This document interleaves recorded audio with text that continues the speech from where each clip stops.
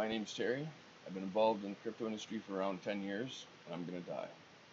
Actually, I've already done that 5 times so far, but I'll get to that in a later video. It's something further to tell you in the story. In fact, we're gonna jump around a lot. This is gonna be a while. It's gonna be a long series. But just like all good stories, we're gonna go ahead and start at the end. I'm making this series because I've had a lot of crazy, interesting experiences and a lot of cool stories to tell. My life's been far from chill and traditional. Not to mention the market's down, so I've been sitting on my hands like you should be too. And I haven't been putting out much content lately, so like doing this just makes sense to me right now. Little disclaimer: I don't encourage anybody to do what I've done. Nothing I ever say is financial advice, of course. So definitely keep that in mind. This is for story purposes only.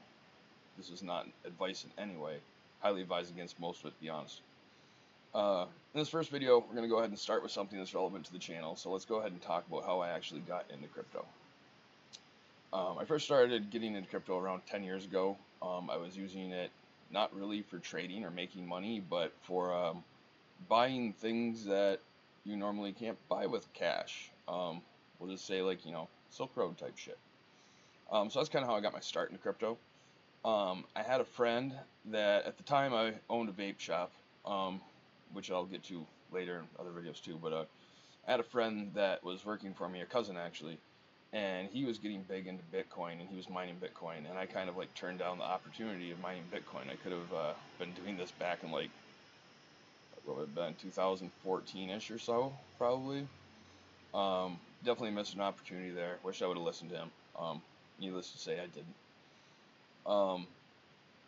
So from there, like basically I kind of just like, I wasn't doing too much. I was using it as a currency, as it's supposed to be, um, but last bull run, it was 2019, 2020. How I actually got started in all this, I heard from a friend, one of my business friends, and he was telling me about SafeMoon, and this was like day 2 of SafeMoon. So I'm not going to go ahead and like try to tell like specifics as far as money with things because, well, it's really irrelevant. It's it's what it is. So anyways, I throw over like, we'll say less than $500, just to kind of keep it general. I threw half of it in SafeMoon day 2, and I pulled out at like $500 or so, like a little more than a double up, maybe a triple. Day 2 on SafeMoon, and I was happy as hell. Anybody that knows about SafeMoon and about the last bull run, it was a horrible mistake. I literally passed on generational wealth. I took scraps, and I could have got so much more. But it was my first time trading DeFi. It's my first time ever trading anything on any DeFi chain. So like BSC or BNB, whatever you want to call it, it's like always been my home. That's where I've always like. That's where I traded all last bull run. And that's kind of what I focused on, and like a lot of my programming experience and everything else too is all EVM for the most part. Um, let's see here. I got into a lot of coins, a lot of good coins. Really, what it comes down to is surrounding yourself by the right people, with the right people. You want to go ahead and make sure you're hanging out with winners. I mean, your network is your net worth. You know what I mean? So, I had some good friends. I met a lot of good friends along the way. This was like early DeFi, so there wasn't as many people in it. You know what I mean? So, I made a channel. I made a channel on Telegram, only solid shitcoin plays. And I started with that, and then I actually met someone through another project, and um, we went and like, I'm co-founder of his thing too, but like, I mean, he's done most of all the work. You know what I mean? I was there, I helped out, but he put the sweat and everything into it. So it's a pretty successful channel. Had a podcast for a while. We did lots of AMAs, like lots of AMAs. I used to love picking apart projects just because I was technical. So I like to get into things and be like, and ask them the hard questions. Ask them the stuff that other people that are like new to things and don't know how shit works. Ask them the stuff that they would never ask. So like when we get a project that was going to come to us, want to do like an AMA, mind you, they're like paying us like 3-5 BNB, which is a couple grand or whatever. I go ahead and I dive into them, and I look through their contracts. I'd look through like their white papers, and I just try to pick them apart with like really good questions because I kind of knew the tech side on it. So I would yeah, I would literally pick their project apart, and sometimes it made them look bad, and they didn't really like that. But that's just the kind of style of an interviewer I am. If I'm going to interview you and do an AMA, I'm going to ask you the hard shit. You better come prepared. Um, so let's see. Did a lot of AMAs. Launched a lot of projects. Was in a lot of teams. Um, I did both the dev side as well as just I've done dev, done marketing, done community. I really like doing basically like an advisor type of role, either a tech advisor or a project lead. I like doing project lead too. I've been the face of several projects. A lot of the time simply because the team may have been from like India or something, and they didn't really want to go ahead and talk to people. So I would essentially learn everything about them, and I would represent them and be their face. Um, it was fun to do. I've done hundreds of AMAs in my days. Um, I'm not going to go ahead and say the name of the project, but we had one project that was straight up a joke. We lined up because we knew all the different calls and stuff like that. So we launched this project. We didn't like pay anything for anything. We hit up our friends and we're like, hey, can we do an AMA in your group? And we did a series of like 10 AMAs. This coin was it was messed up. It was straight like, I mean, kind of like what you'd see today, but like back then it wasn't quite out there like that. You know what I mean? So we essentially had a male genitalia part that was like a sea serpent, and and we did all these AMAs, and we partied. We did the AMAs and we did it all on video. We partied, we drank, we smoked, we sniffed, we did everything on camera, and we literally told people like, this is a joke. Like, this whole thing's a joke. Don't buy this token. It's a joke. Like, people, what's the utility? It's a joke. There's no utility. Like, don't buy it. It's dumb. Like, we don't even know what we're doing. Just don't buy the token. And we went through all these AMAs doing this, and mind you, like through some prestigious ass groups.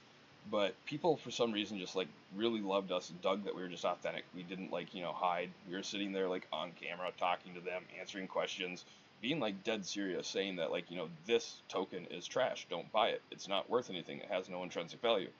Um, but we went through. We ended up having another friend that had a very prestigious launch pad. The launch pad did not take meme tokens. They took serious utility products only, like serious utility, or else they wouldn't even look at you. Well, we got in on their platform because one of our friends was the co-founder of it, and this whole community was pissed. They were horribly pissed. They were like, why are the hell are they even here? You know, they didn't want us on that platform. They didn't want us launching. They didn't want us to. They didn't want their their name associated with us. Is what I guess it really came down to. Anyway, long story short, we went and did all our, normal AMA stuff, partied, told people not to buy it, and we turned around and on launch day, how it worked is the platform had X amount reserved for their platform members, and then the rest was for the community, or like, for our community, for public. And so we went and we filled their part, I think, in like 15 seconds. We filled their part. And then when it came to the public part, we filled that insta. We just insta filled that thing. We raised $250,000, and like we raised $250,000 in a matter of like 30 seconds, probably less than that. Even there, we were the fastest fill that they've ever launched. They've never had any project, mind you, they were all serious utility projects. They never had a single project fill as fast as us. We had a really epic launch. Never seen nothing yet like it to this day. We had strippers, we had a DJ.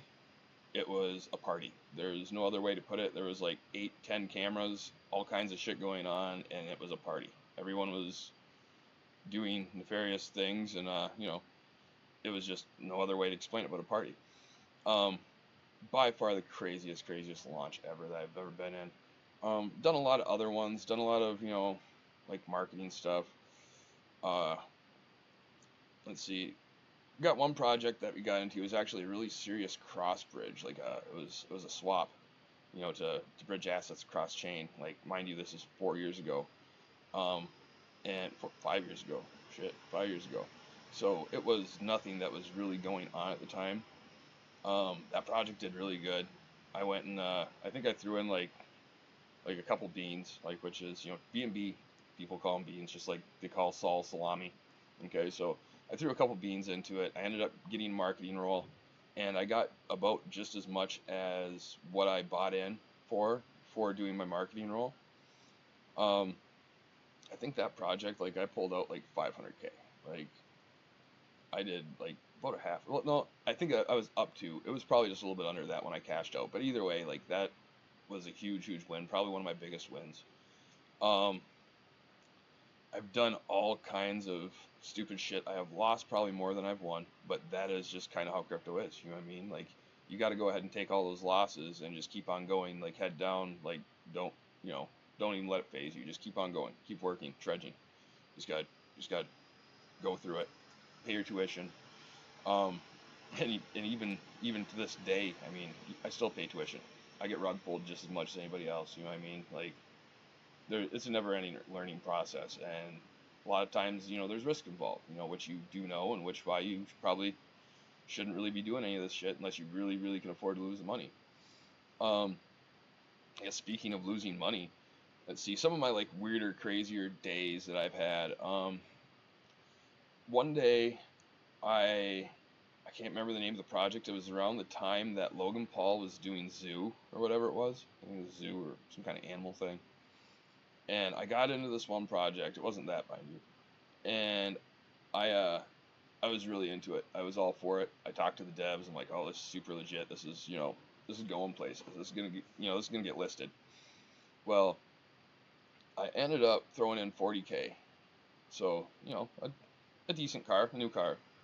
Threw 40K into this on a pre-sale. They launched. I probably like went 4 or 5x, and they rugged everybody. Um, it was one of those things where they did a pre-sale, it launched, it immediately skyrocketed and then died. So literally in the space of like I don't know 4 or 5 minutes, I lost $40,000. That was probably up to around 150 at one point, at least, and that was horrible. That was like it was the most weirdest thing because like when you do this for long enough, you get scarred. I guess is the only way to say it. You get scarred. You're just so used to it that like it doesn't phase you that much anymore. You kind of have to be that way. You have to like separate your emotions from things. This is a game. You know what I mean? This is a risky game, and you can't be emotional. You can't be thinking like that. You can't be like freaking out because something happens. You need to think with a clear head, and that's what a lot of this is going to show you. Like things I've been through in life, and kind of why I am calm even in like chaotic situations. But yeah, I lost 40K. Was what it was. I at first like it was that like your heart sinks, and you're like, holy shit, what just happened? And part of me like I almost wanted to cry, and then I just started laughing. I freaking got hysterical. There was no other way to put it. Um, so mind you, at the time I had a girlfriend that was, she was actually pretty cool and understanding about things. Um, she knew I was making money and I was doing my thing. I got her into crypto. She made money. You know what I mean? But I wasn't spending too much time with her. Unfortunately, like, last bull run killed that relationship, unfortunately, which kind of sucks because, she was a cool chick. She had her issues like anybody does, um, but yeah, so I had to go and explain to her how I lost, a car that day, basically. Um, let's see here. Oh, yeah, another fun thing that I've got to explain is like the NFT phase. NFTs went crazy for a while, and when you're making money, probably know this if you scored a couple good wins. If you're making money, you're willing to risk more money. You know what I mean? So like if you just came off of a couple $100,000 win or something, throwing 5, 10K at something is nothing. You know what I mean? You just went and turned like 5K into 100K, a couple 100K, and now like money is stupid and you're careless. And you can't be that way. This is part of thinking with a level head. Everything has a dollar value.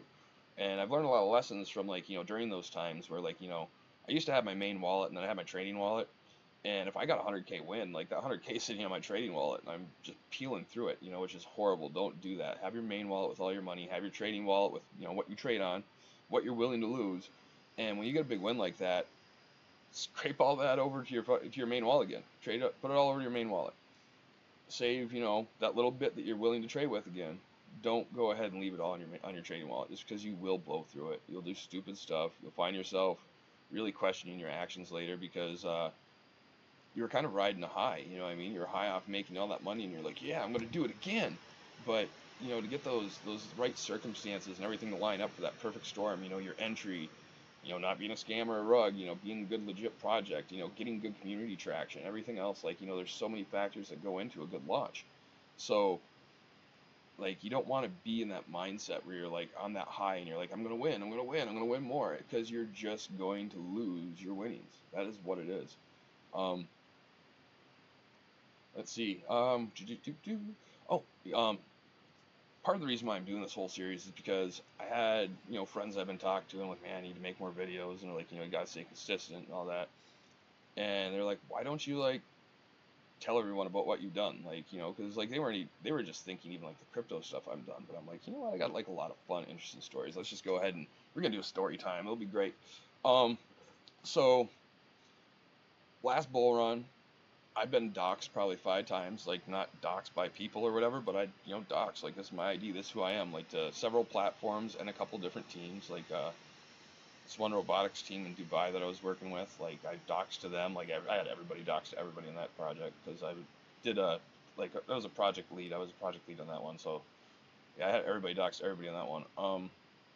But yeah, no, I've doxed several times. My name's out there. Like, I'm not hiding or anything. I've never done anything like, nefarious or ill-willed. Never been a rug puller. Never been a scammer.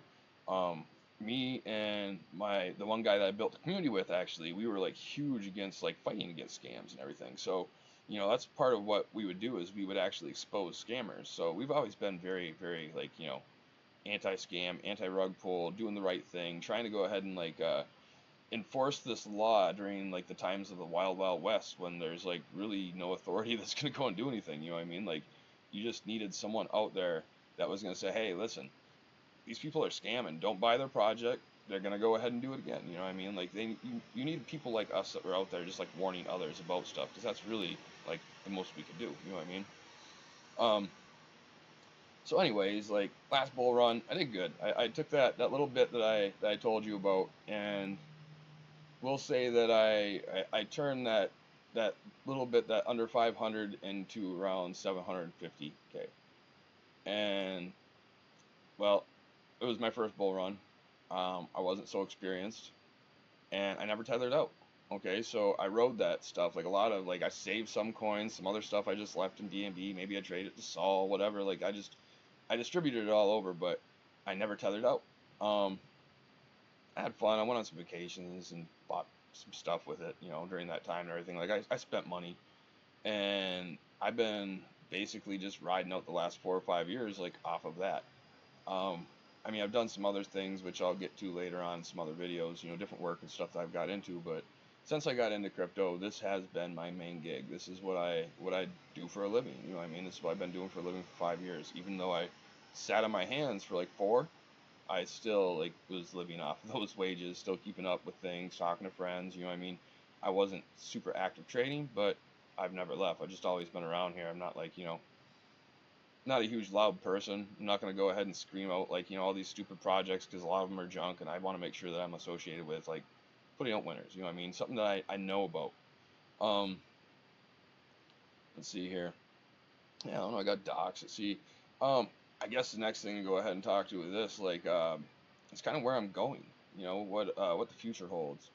But first, I'm gonna go and touch back on some other stuff that happened.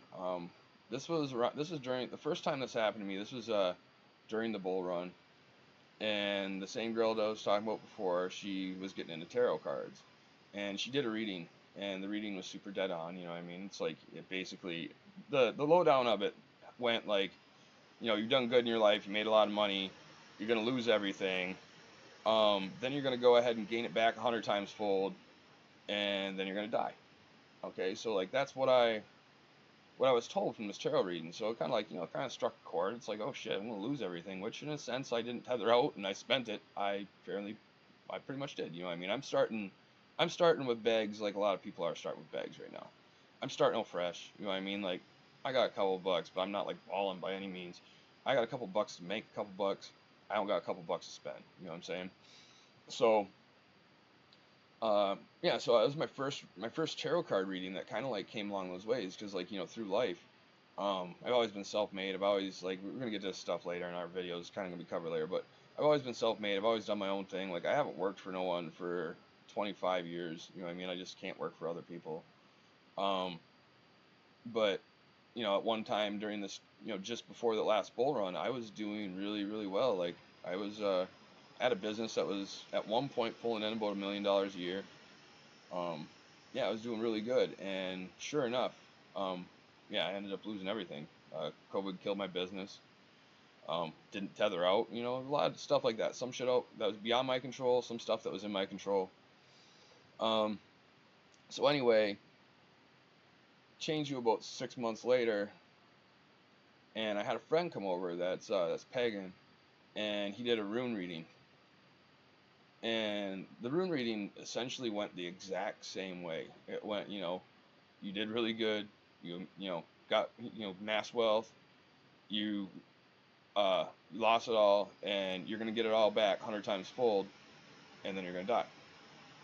All right, so mind you, gotta take this stuff with a grain of salt. This is if you got your beliefs or whatever, you know what I mean. But this is not like like this is going to happen. But for me, like a lot of that other stuff rung true. You know what I mean? The one thing that like I don't know is kind of weird though, like kind of threw me off because he had one rune that was like the final rune. It's like the one after the final. Like I don't know how to do runes. I don't do runes, but essentially he pulled it and he said he's never even seen that rune before, and he said something about um, a mortal becomes a god. Essentially, I have no idea what that means. It was kind of weird. Like I don't know. I've always been different, but I'm definitely no god. But anyways, I'm no god for sure. But anyways. Um, so fast forward maybe, I don't know, 6 month year after that. I was probably a year after that. And I was down in New Orleans. It was my second time down there. And the chick I was with, she's witchy and stuff too. At the time, different chick. Um, and we're down there, and there's this lady that's doing tarot readings like on the side of the road, like got a desk and stuff doing tarot readings.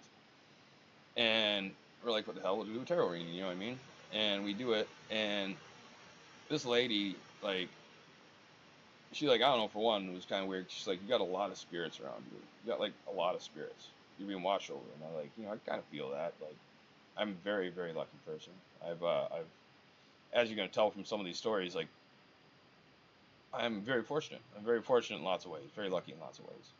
Um, so she went and basically did the tarot reading, like, after telling me about all these spirits that are around me.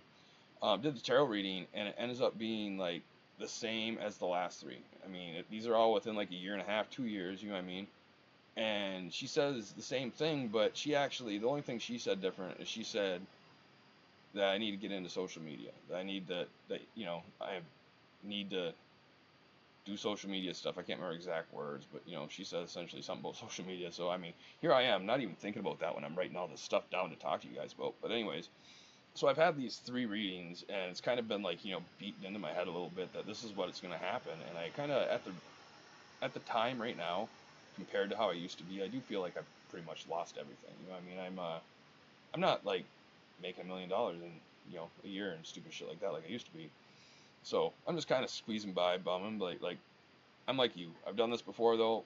Just got to do it again. No big deal. I'm gonna go ahead and try to help you guys do that too. Nothing's financial advice, so mind you. So yeah, that's generally my crypto history. I'm sure like I'll think of 100 things like after this video is said and done. I probably won't include them, but yeah, there's probably a lot more to it and everything. But that's the majority of like my crypto history and kind of where I was and where I'm going. One of the ideas that I had last bull run, essentially, I'm not gonna even like bother saying the name or anything. I don't want no one like messing with it or trying to take it or claim it or whatever. But anyways, I want to make um, a crypto platform, if you will, like a like a crypto bubble, if you will, that is where token launches are more automated, taken out of people's hands. That way, no one can rug or do anything nefarious. They get what they get, like what the plan is, but they can't screw the project over. Essentially what it comes down to. I mean, just like with anything, people can go ahead and rug and sell all their tokens, but you can do things to mitigate that too. So I was essentially wanting to make this platform, this ecosystem where everything's built in. I mean, you go there and that's all you need. Like everything's there. Not gonna get in details. Don't want people to take my idea because I'm still working on getting around to it though. Um, so I've had this idea for like 5 years, and I want to say about 2 years ago, um, I started working on it. Like I sat here and I put in probably about 3 months of straight programming. I created all the contracts for ERC20 EVM type chains.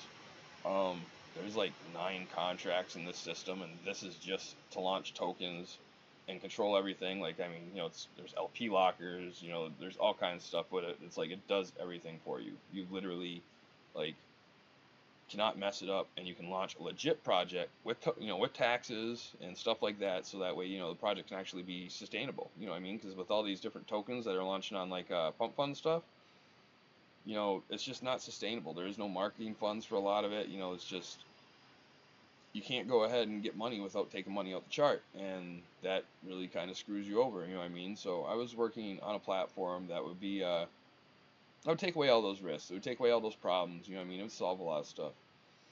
So that's something I still want to do. And like I said, I put like 3 months into all these contracts. We hired a front end dev, and front end dev flaked out, like couldn't do it for some reason.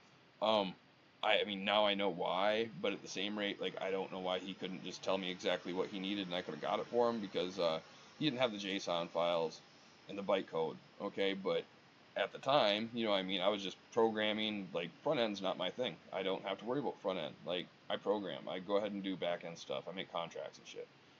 So I didn't know exactly what he needed, and then it wasn't until like I was launching a contract, and I'm like, oh shit, here's all this information that I would have got off each contract for him. I mean, he had all the verified contracts on testnet and everything. I don't know, he could have took the code and he could have ran it, and he could have got the bytecode if he wanted, but nonetheless, so that happened, and it's kind of been just kind of sitting dead in the water. All right. Currently, I started working on Cryptonic Labs, as you may know, little thing there.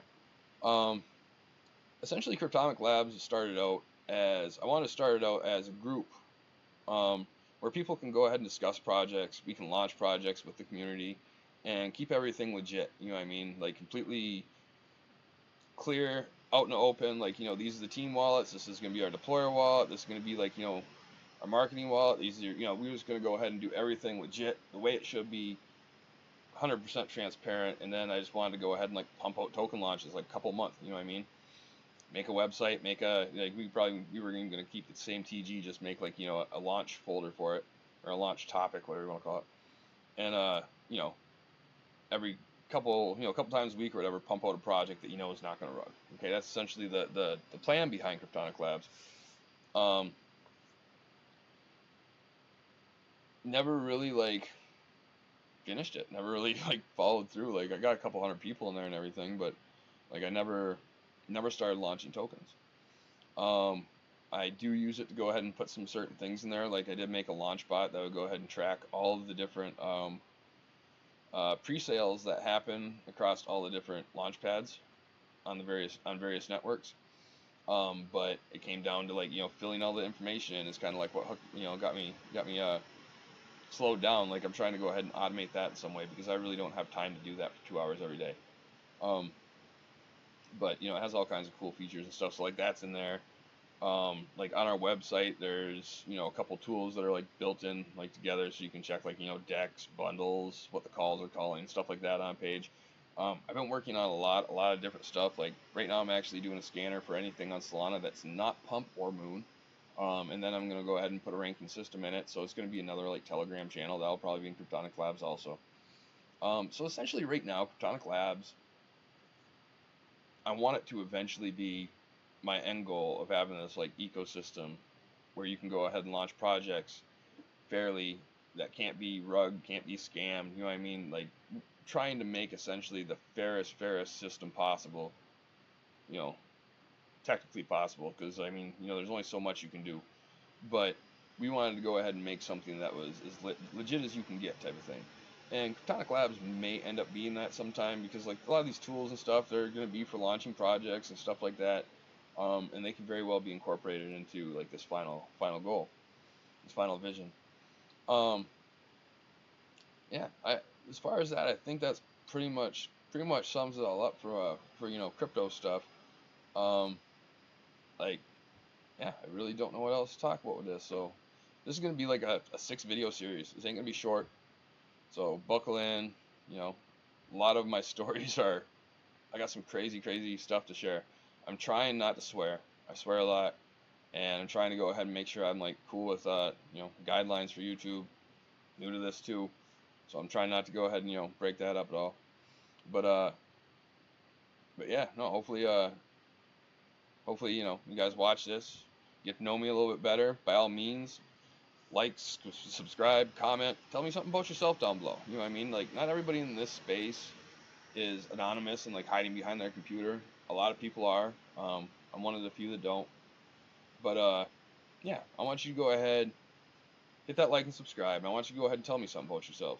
I want to like, what's up, Crypto fam? Like, tell me something about you. Let's connect. And you guys have a good day. Safe trading.